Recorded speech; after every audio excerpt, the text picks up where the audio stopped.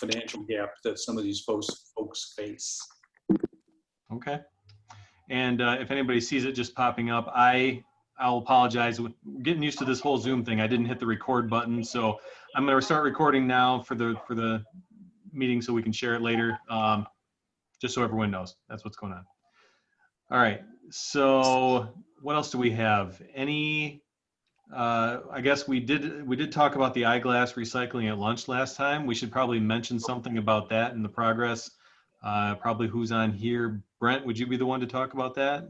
Just to give everybody. I'm pretty out of the picture on that right now, Okay. given my quarantine. So yeah. I'm afraid I can't really respond. Sorry. Okay. I don't know if anyone's directly involved. Usually Scott would say something, but how about Jean? Jean would know. There are 17 participants. Jean, do you have any idea?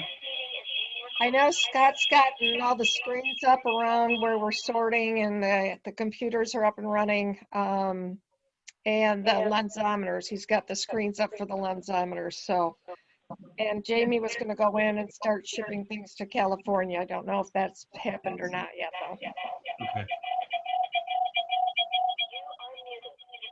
Feedback. All right.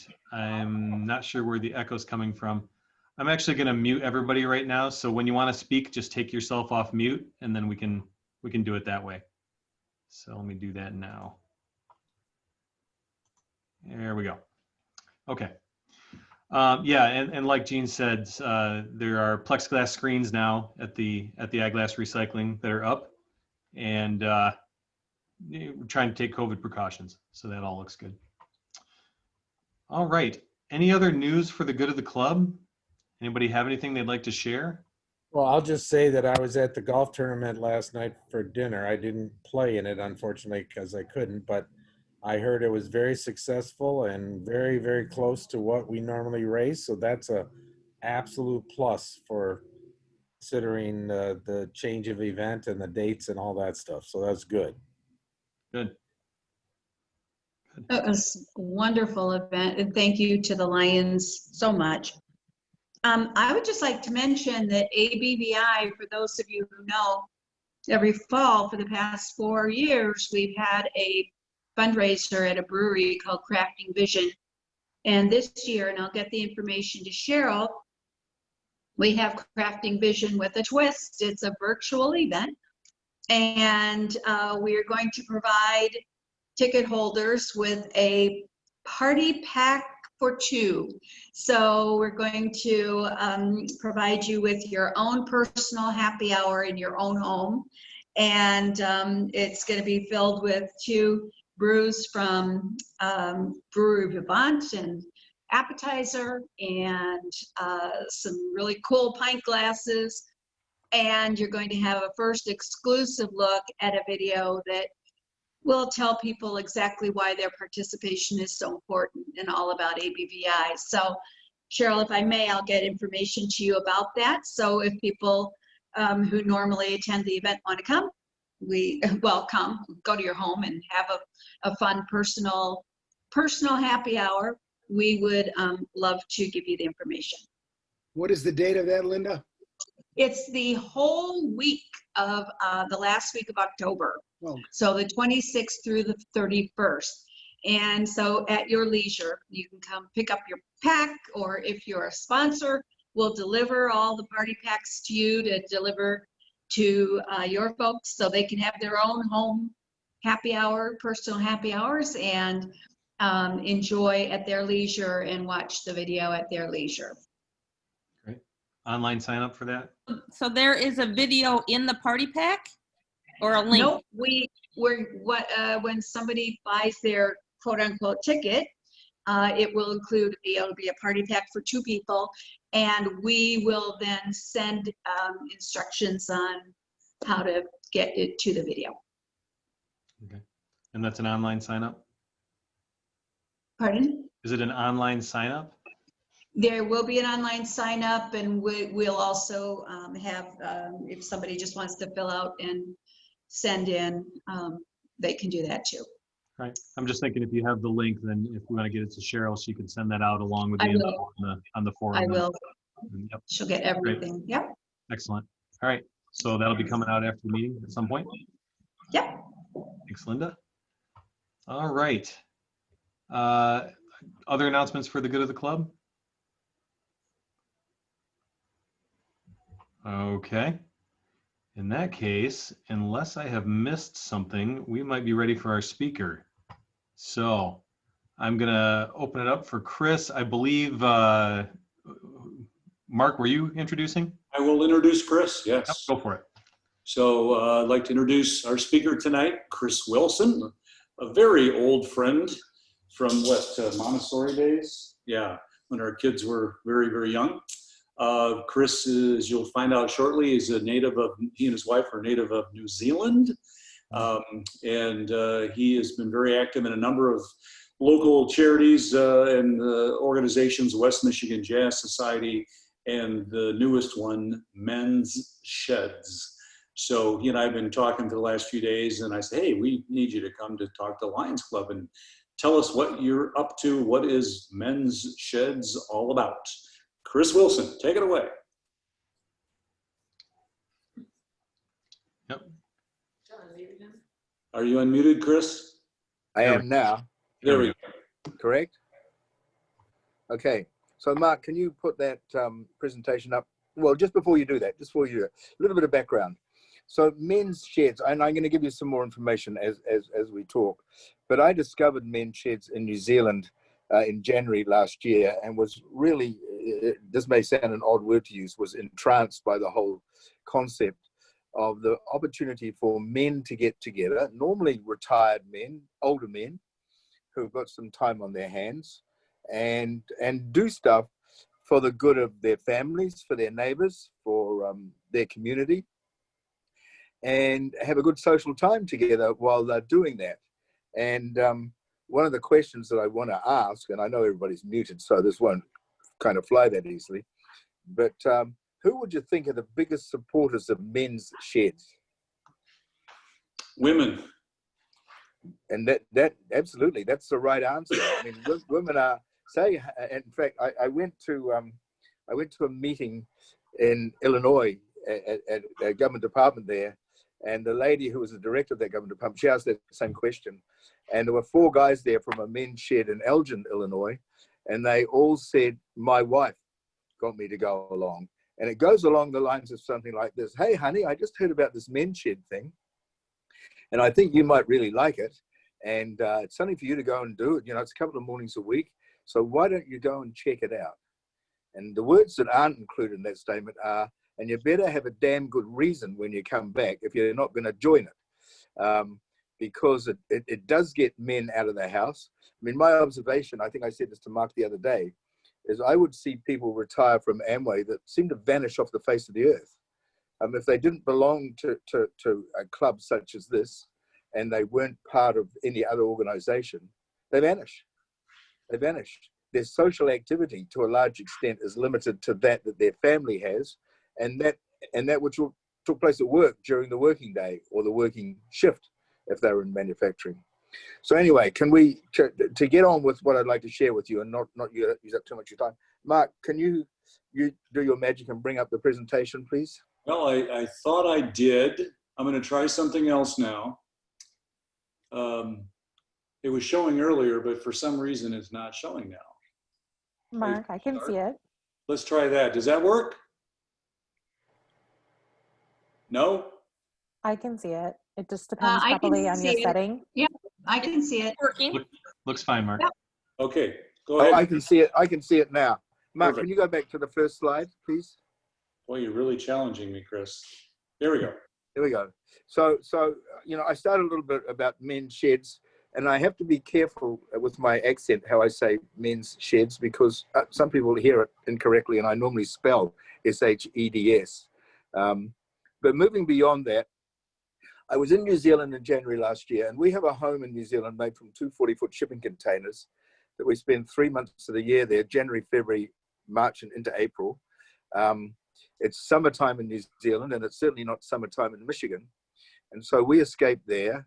And over the last 5 years since we've had it, I've fenced it, I've built a deck on it, I've built a tin shed. I've paved the whole area around it. not a very big piece of land. And I was sitting, I thought, what am I going to do this year? I've pretty much done all of that. And I thought, I know what I'll do. I'll carve a rocking horse. And we lived in Japan working for Amway for 3 years, and I was going crazy there. And so I actually bought a book on how to carve a rocking horse.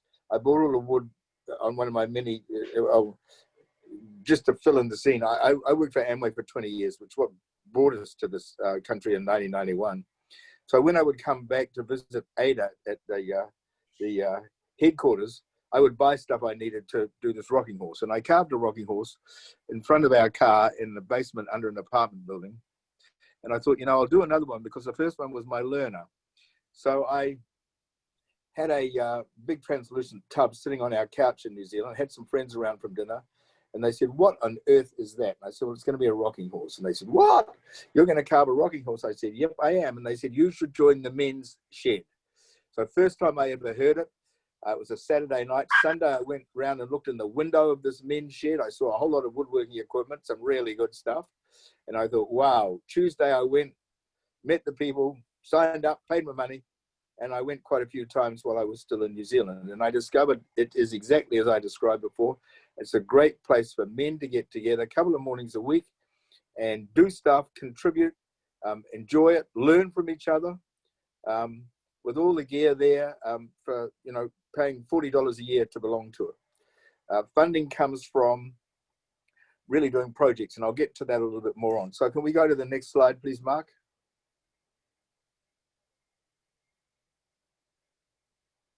There we go. So a little bit of history. And this, as you'll see as we go through, this is one of the few slides that's actually got any text on it. The rest of them are all visual. Started in Australia in the late 1980s, more came into being in the late 1990s, but really got going formally around about 2007, where they set up an organization and they started getting the various states aligned and getting on. And it grew and grew and grew from then. And it grew to the point where, as I say on that slide, the virus spread. And I view it as a virus because when people come along and join a shed, they pretty much catch the disease, if I can call it that. They really enjoy it. I've met a number of wives from sheds in New Zealand and Australia where I visited some sheds, and they all say, we just love this. This has changed my husband. It's been great for him. He looks forward to coming along here, and so do I, because he's not hanging around the house getting under my feet anymore. And so since that really going more formal in the early 2000s, there's more than 2,000 sheds globally. And can we go to the next slide, Mark? So I've got a picture of the world there. And the sheds are, Australia obviously has the most. There's more than 1,000 in Australia. There's about 120 in New Zealand. There's 130 in Scotland. Ireland has 450. The UK has 550. Wales has a little over 70. Canada has 27. And the US, which I'll talk a little bit more shortly, has claims, which were started in late 2016, early 2017, says it has 19 sheds. I'm a little cynical about that because I would say it really only has 6 or 7 that are what I consider to be real sheds. The others are more social club that certainly serve a purpose, but they are not sheds in terms of guys get there and make stuff and do stuff. And when I talk about making stuff and doing stuff, almost every shed starts out with woodworking, which is a common skill that many people, and I'm going to introduce here some of the differences that many white people have grown up doing because their granddad or their uncle or their dad or their next door neighbor had some woodworking gear and made stuff. And what I've learned is I've looked beyond the white community, and I'm going to talk more about that shortly. It doesn't exist the same everywhere. So can we go to the next slide, please? So I've talked about these countries where sheds exist. They are formal in those countries. They have nearly every men's shed is a non-profit under the rules within that country. They all link back in one way or another to Australia, which is the overarching body, as it were. But these sheds generally have developed their own constitutions. They have their own how to start a shed booklet, some of which are 30 plus pages, and they cover just about everything you could ever think of.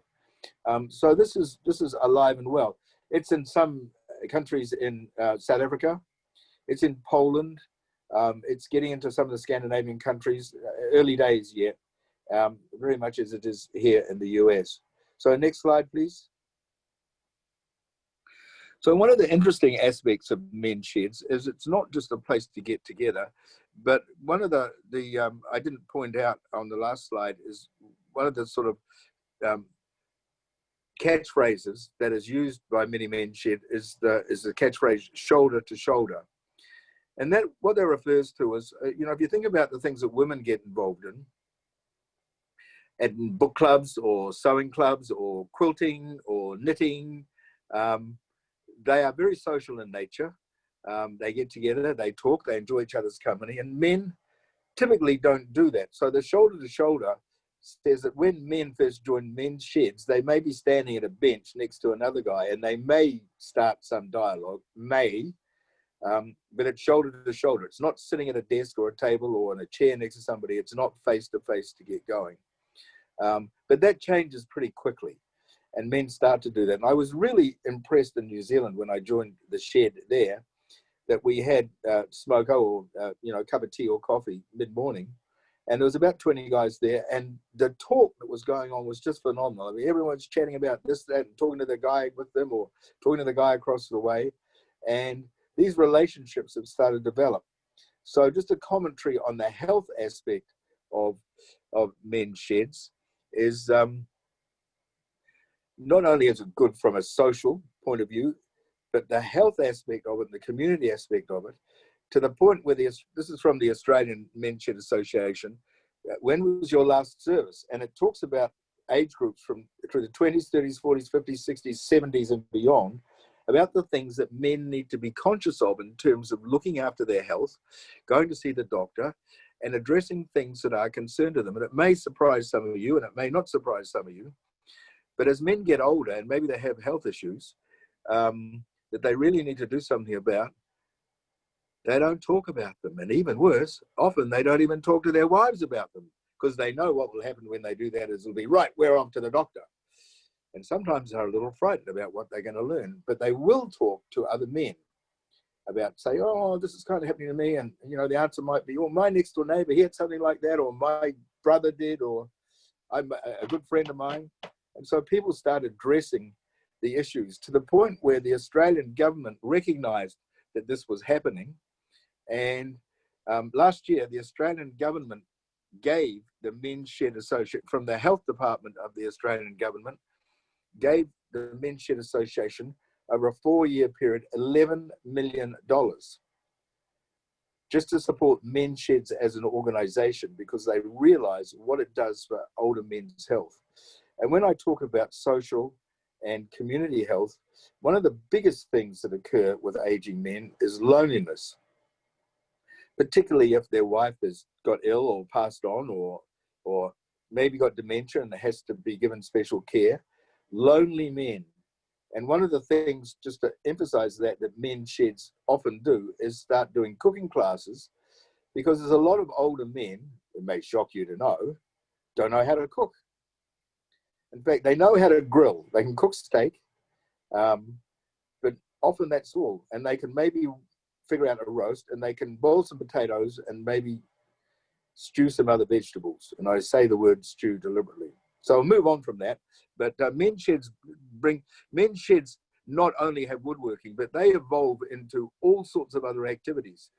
I went to a shed in New Zealand that's got a fabulous metalworking shop, because they discovered that about a quarter of their members were engineers. And while wood was great, they wanted to play with metal. So the evolution of men's sheds is very organic in terms of the membership. Starts with woodworking, because that tends to be a bit more common basis. Next, please, Mark. So this shows where some of the sheds are scattered in the US. Started in Minnesota in late 2016, early 2017. There is a US Men's Shed board. They are supportive. They are not hugely active, in my view. they could do more. Let's leave it at that. You get what I think. So let's go to the next slide. So that's a shot within the building that we have. So just a bit of evolution for men's sheds here in West Michigan. When I got back from New Zealand in April last year, I thought, I really would like to get men's shed going here. How can I do that? And through the work that I've done since I retired from Amway, I've done a lot of work for a lot of nonprofits, and I've been fortunate enough by going to fundraisers to meet a lot of people. So I've formed a lot of connections. And one of those connections was a man called Steve Heacock, who some of you may or may not know. And he's pretty well known around this town. In fact, his current role is to head up the Restore the River project. But he's had some other pretty big senior roles with Spectrum at the Van Andel Institute. And he's a very connected guy. So I got together with Steve, who I met through work that we've both done for Make-A-Wish. And I said to him, what do you think? And he said, I think this is absolutely marvelous. And I think you should just see what you can do. I mean, start talking to people about it. And one of the things that he said was, wouldn't it be great if you got a men's shed that was multicultural, multiracial, including African Americans and Hispanics, blacks and browns. And I said to him, great idea, Steve. Let me explore that, which I have done, and I'm going to talk about that a little bit more. But in the meantime, as I went around and talked to people about things and approached some businesses and started looking for buildings and thinking, how on earth am I ever going to get some equipment together? One of the places I went to was Home Repair Services on Division. And they said, oh, this is kind of cool. Yeah. And, you know, we've got a workshop here, but we make, they make kitchens. If you want to get a kitchen redone, they make beautiful kitchen cabinets, pretty much all one style. So there's nothing particularly fancy. And they'll make them and get them to your home. You have to decorate them yourselves, which you can do in their place, for about 40% lower cost than anything you can get anywhere else, and with much higher quality materials than other low-cost places have. Anyway, I talked to them a bit, and I said, okay, well, they said, we don't think it fits here, but we love what you're talking about, and keep us informed. I did ask them to make a little free library for me, which is something I cart around when I talk about men's sheds, because I think that little free libraries are something that men's sheds can make for their local community. And to that point, I talked to Lance Werner, who's the executive director of Kent District Libraries, and they're big fans of little free libraries in people's front yards, and so they will supply us with gently used books from their libraries, retired books, both in English and Spanish. So that's one of the things that Men's Shed will make when they get going, I hope, is some little free libraries and install them in their neighborhood. But back to what you see in front of you. As we talked more and more to Home Repair Services, it became apparent that they had some space in the back of their building that we could possibly get and rent. We pay some rent for it. And generally, we try and do everything for as low a cost as we possibly can. So paying rent was not high on my list of stuff. But I'd been lucky enough through Doug and Maria DeVos to get a grant for the Men's Shed Association of West Michigan. So we've got some money to use to get us started. So what you see there is within 1,000 square feet that we've got, we went to Menards. We've got a board of a couple of people. We went to Menards and we bought a variety of materials there. We found a whole lot of pegboard that was a bit damaged, so we managed to talk them into giving that to us for a low cost. And we've got pegboard pretty much around all the walls. Some of them have got tools on them. You can see that one on the right's got a bunch of stuff that's all donated hanging up on it. You can see one of our board members there. He's cleaning up a table saw we got donated. And the one in the bottom left, there's a band saw, there's that table saw, there's a radial arm saw, there's a drill press. All of that's donated. In fact, we've just been quietly talking to people and getting donated tools, hand tools, electrical tools, workshop type tools like those. And people are starting to donate wood to us too that we can use for building things. And we're not shy. We'll take anything from just about anybody. And I'll be amazed if the majority of people that are hearing me talk tonight either don't have or don't know somebody that has something that maybe they can donate.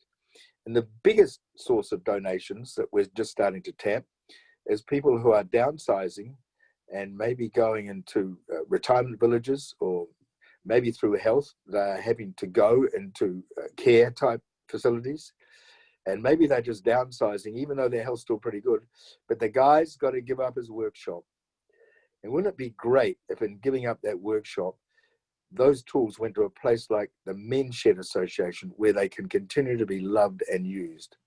And I hasten to add that donations, we tell people, we won't always use them. Some of them we may clean up, tidy up, and we may sell them on and use them as a source of revenue. But I'm getting a little bit ahead of myself. So next slide. So calendar, so, you know, you're thinking, okay, they've got this place, they've got some equipment in it. What are they going to do? Well, COVID has kind of got in our way a bit. You know, we can't have large gatherings. We only have a limited number of people we can get together, and that's fine. We're quite happy starting small and starting gently. And so we intend to start having the first meetings. And I see Shelley Irwin unfortunately left us, but Shelley is a good friend of mine, and we're going on her show, and she is going to help us spread the word. And we hope to open during the month of October.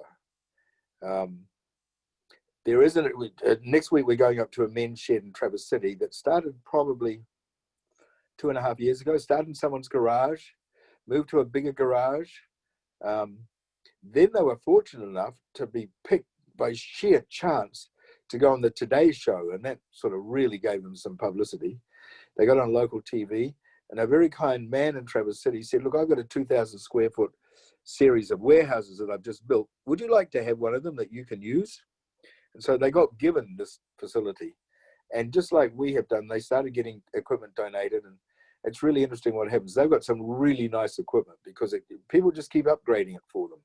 So I'm going to say again, donations, and I'm going to come back to donations shortly, are one of the things that we're really looking for. So the next slide, Mark.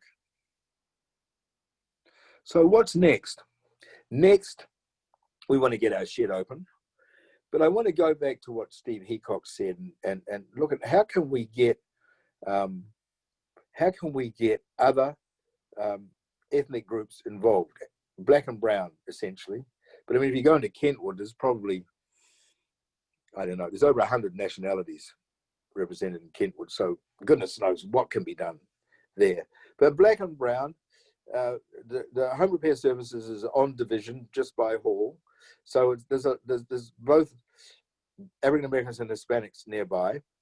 But in talking to those organizations through their non-profits and through some of their support organizations, I've discovered a couple of things. For African Americans, I've discovered that more than half African Americans live in a rented home. Therefore, they have no obligation to maintain it. Those that own their own home don't necessarily have the skills to maintain it, because unlike many other more fortunate people, and particularly white communities, they didn't grow up with the family that had stuff and made stuff and had tools.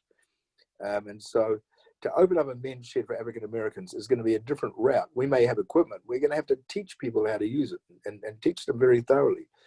Hispanics, different. Many Hispanics are much more handy with hand tools and doing stuff and redo things. The kitchens that I talked about from Home Repair Services, a number of those go to Hispanic families who the guys have the skill to tear out their old kitchen with some help from Home Repair Services to install a new one, which they've meantime done all the finishing, the painting and everything on. So what's next? Well, this is hope, but hope often leads us to a lot of great things. Get our shed going, start publicizing it, looking at expanding within the building we're in at Home Repair Services, and then getting an African-American shed and a Hispanic shed going side by side with ours. And people say to me, well, that's segregation. You're deliberately keeping people apart. Well, that may be the case, but on all the talking I've done to other minority groups, it's become clear to me that it needs to start quietly. It needs to start their way.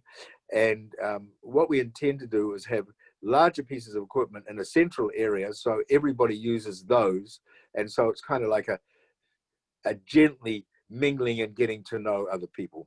So what's next? I mean, that's an 18-month or longer step, but we're already thinking about where we can go. What else is next is I have no doubt once we get this first men's shed going, other communities will say, well, we could do that too. Maybe Lowell, maybe Sparta, maybe Rockford, maybe over on the coast by the lake. Who knows? Who knows? I mean, all you really need, and this will sound very casual, all you really need is a bunch of guys that see the opportunity, want to start doing something, can find a building, and many men's sheds come from either council buildings or church buildings or unused buildings that the owners maybe want a peppercorn rent, but they're happy to see them get used and have some activity in them. And you don't ask, you don't get. That's been my motto. My father taught me that when I was very young. I taught all my children that. You don't ask, you don't get. And sometimes you ask a whole lot and you don't get anything. But if you keep asking, you usually end up with something. So that's a bit about what's next. Next slide, please, Mark. So donations. These are all stuff that's been donated to us. I had a photo there before that showed that radio alarm saw and the band saw in the distance, the shot in the middle, and the table saw. Top right-hand corner, we get donated paint. Now, is it all usable? Yeah, not necessarily, but we're going to make stuff, we're going to need to paint it. And why would we want to go out and buy paint where people have got paint they'd like to get rid of? Bottom right-hand corner, we just got that beautiful chop saw, which is cross-cut. Works at all sorts of angles. That was donated to us the other day. Top left-hand corner, Mark Oberlin very graciously organised that coming to us from an estate sale. It was left over in the estate sale. Bottom left-hand corner is a couple of cupboards that we're starting to store the bigger pieces of the smaller electrical items of equipment in. And one of our board members and I, we built that. We got the doors out of a dumpster. That's all slot board around it that we bought from Menards, and it was all slightly damaged, so we got it for half price. And we were careful how we cut it, but now we've got a couple of very usable cupboards that we can store stuff in and put stuff away in. So we've been very careful about how we use the money we've got and how we start to evolve, because we don't want to have a super duper brand new first class spanking organization and get people into it, because the idea of then spreading and helping other people to develop men's sheds will seem like a pipe dream to them. We could never do that. We don't have that sort of money. And so, organic, I used that word before, evolutionary as they get going. So not only am I here telling you about what we're doing, but I'm telling you about what else can happen and what we want to do. My personal goal is to see 4, 5, 6 men's sheds within 2 to 3 years. And I think that's very, very achievable. So I just plant that seed. Next slide, please, Mark. So one of the things that we need to do this is dollars.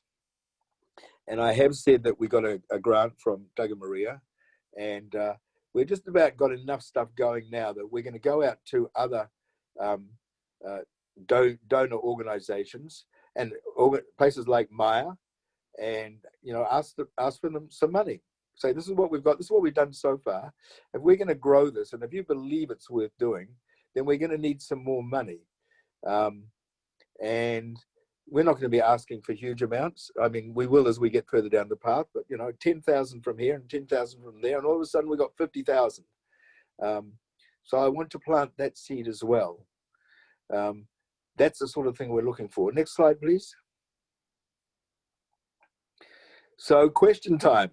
So time to open everybody's microphone up, or do it however you do that at your meetings. So what questions have you got? What can you do to help?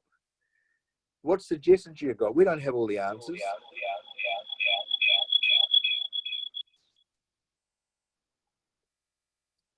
So my turn to stop and listen and maybe provide some answers. Chris, is there a local website that people can go to learn more? Good question, Linda. We've got a Facebook page called the Men's Sheds of West Michigan. We are about 6 days away from having a website. We're spending some of the money that we've got on developing a website, and it will answer lots of questions. But yes, we know we need to have things for people to go and look. We just got a phone number, and so people can call that, and that goes to 3 of the board members, and we'll get back to people on that. We're trying to make ourselves visible. We're getting some signage done. It's going to go on the fences at the back of Home Repair Services where we are. We're getting some shadow boards done that we'll put out on the street for as long as the City Council will let us do it. We're trying to add some visibility. As life goes a little further on, we intend to be at places like Fulton Street Market and have a stand there. And but we want to walk before we run, and so one step at a time. Okay. Do you have a dues structure? Yes. Yeah. I believe that although we're in a relatively low-income community, I believe that people need to pay something. It's going to be between $40 and $50, and so it may be 45, it may be 40. And if we're open 2 or 3 mornings a week, and someone comes along at least one morning a week, it's costing them less than $1 a time to come along. And so I think you need to have some skin in the game, and people should put some money in. Is that going to help fund us? Not really. It's more token than anything else. Some of that will probably go to things like when we have morning teas, we need to buy biscuits, and we are hoping that a local supermarket will give us some biscuits and tea and coffee. But if they don't, well, we'll have some money to do that with too. Chris, do you need volunteers to work and supervise at the men's shed? Mark, that's a wonderful question. Absolutely. That's probably one of the most key things. And my observation, I allude to the fact I visited some men's shed in New Zealand and Australia, and I visited probably a dozen in New Zealand and 6 in Australia. And that was one of my questions there. And those that really have got their act together have a roster of times that people come. And I mean, one of them I went to, they're open 6 days a week, and they're open for about 6 hours a day, 6 days a week. And they've got a lot of stuff there. But we're looking at opening 2 or 3 mornings, so from 8:30 or 9 o'clock till 1 o'clock or 2.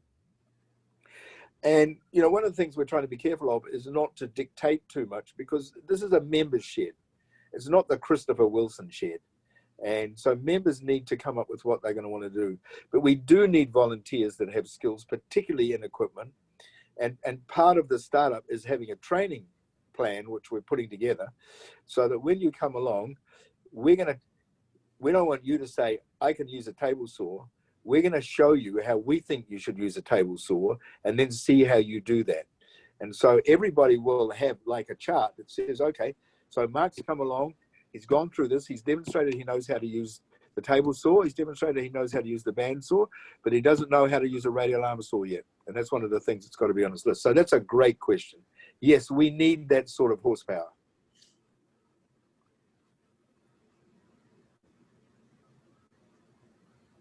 And I assume, too, you're a 501c3 to accept tax-deductible donations. You bet. You bet. We are a 501c3, and that's one of the reasons for.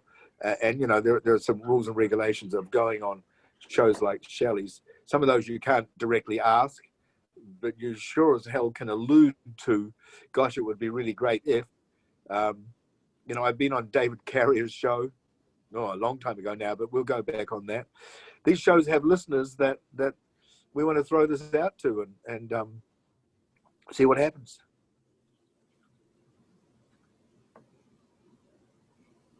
Hey, Chris, Joel Ryder from Home Builders is my next door neighbor. So I'll be sure to mention that we heard your presentation tonight. Well, thank you, Linda. He has been absolutely fabulous. It's been really interesting to watch our relationship with Home Repair Services. I'm not sure that they thought at first that this was real and we were really going to do anything, which is fair.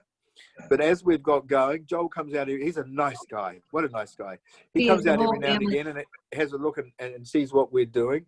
And he's been absolutely marvelous. I would say half the stuff we've had donated has come to us through home repair services, because Oh. people ring them up and say, hey, I've got this gear. Can you guys use it? Well, they don't need anything, but they know we do. So they steer them straight to us. And That's great.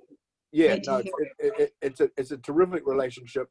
And I think the fact that we are linked to and located in a home repair services building adds a lot of credibility to what we're doing. We're not this bunch of guys in this crappy old building somewhere. One more time, the location of the shed is where right now? It's in a home repair services building, which is at 1100 Division, Okay. which is one block off Hall Street. And we're in the back of the building, the side road that goes up home repair services, which has the entrance to home repair services. Then there's a food pantry. And then at the back, there's a fenced off parking area. That's how you get to us there. The side road is called French Street. I mean, what I'd like to do is to make this PowerPoint available to anybody that wants it, but I'll also send some information for your secretary lady to share on where we are and how to contact us. Great. All right. Other questions from the group? Okay, well then, Chris, thanks so much for being with us today. Oh, Really appreciate thank the you for this information. opportunity. The timing is to all of you and to you, Mark, is absolutely wonderful. It gives me a chance to try out my little presentation, which is great, and also to get some feedback and to start sharing the story, because we're at that point where, you know, we want to go live. So thanks to all of you for listening, for asking some great questions, and stay tuned. More to come. Great, wonderful. Appreciate it. Here, I'll give you a little round of applause. Very nice. All right, I'm going to stop the screen share there that Mark's got going, unless, there we go. Okay, so I think we're all set for tonight. Any other commentary, anything that anyone else wants to share for tonight? Can I just add one other thing? Yeah, go ahead, Chris. Okay, so two things that we've started doing is, one, we make, and I don't have one right here with me, we make little elf doors, and Sparta bought 20 of them from us, and they've scattered them around in walkways in their area and had them decorated out there. And the other thing that we're selling, I don't know if you can see this properly. Oh, can you see that? Yeah. Yeah. Okay, that's called a comfort bird. And I discovered those, I don't know how I discovered them. I read an article about them and I don't know where I saw it. It's an old article. And comfort birds, you kind of, they nestle in the palm of your hand and they bring comfort to older people, elderly people, sick people, people with dementia, people who are anxious. And so I read this article, and when I got to New Zealand, last year, the rocking horse, it hasn't been done yet because I got too busy doing other stuff. But I thought, that's kind of fun. I'll make one of those. So I had in my little shed there, I had a jigsaw and I had a Dremel. And so I made one of these little comfort birds. And I started making a few more. And there was a lady parked out in front of our place one day that asked me, what are you doing there? And I showed her, and she had badly infected nails. She'd worn artificial nails. So she said, do you sell them? And I said, sure.